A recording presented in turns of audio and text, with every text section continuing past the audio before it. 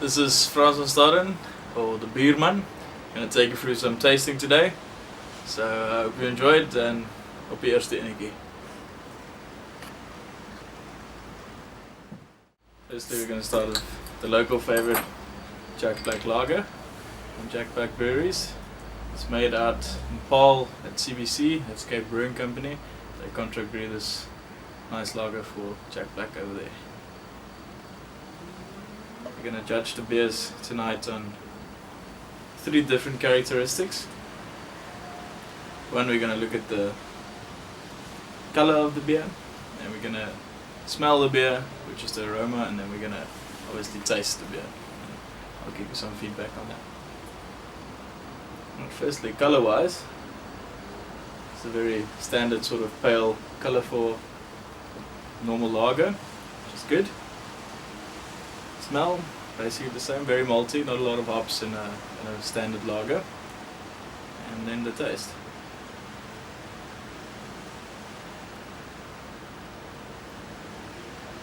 Very malty sort of lager, malt forward definitely. Hops are there, but they're very subtle, you don't really taste a lot of hops in there. It's very much a session beer made for a lot of consumption. Right, next up we have the CBC Crystal Weiss. It's a Weiss beer, which makes it a bit different from the other beer that we had just now, which was lager. Weiss beer, they use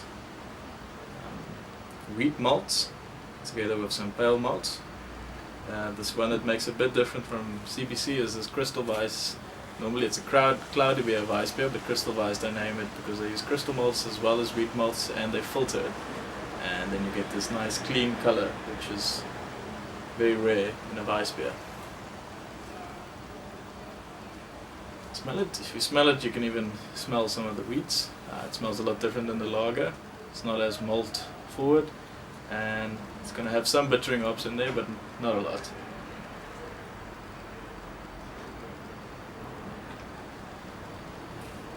Taste wise, this Weiss has a very similar taste to some other Weisses.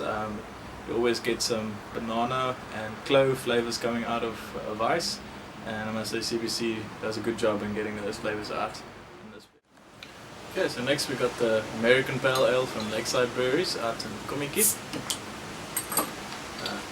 2 beers we had before were more sort of lighter in color beers. This one we're starting to ante it up with a slightly darker beer.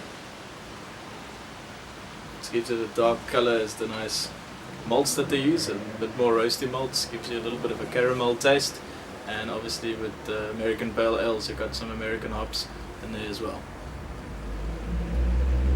Just on the nose you can immediately smell all the fruity aromas you get from some late edition hops, especially the Cascade, which is an American hop that's very popular in ales over there.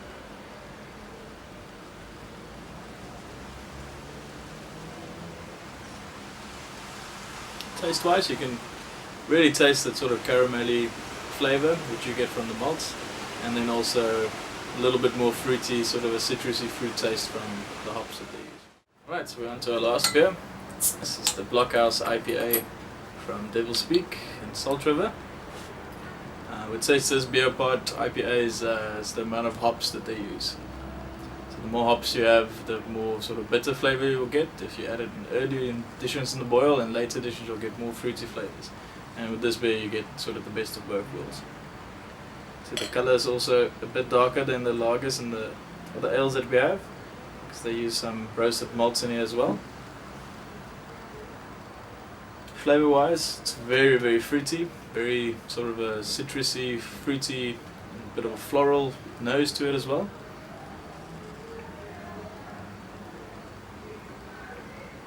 Taste wise, it's very hop forward. You can really get that sort of bitter aftertaste, and then the first taste you have is a lot more fruity. They use a lot of American hops. This is very much an American style IPA, which I really quite enjoy.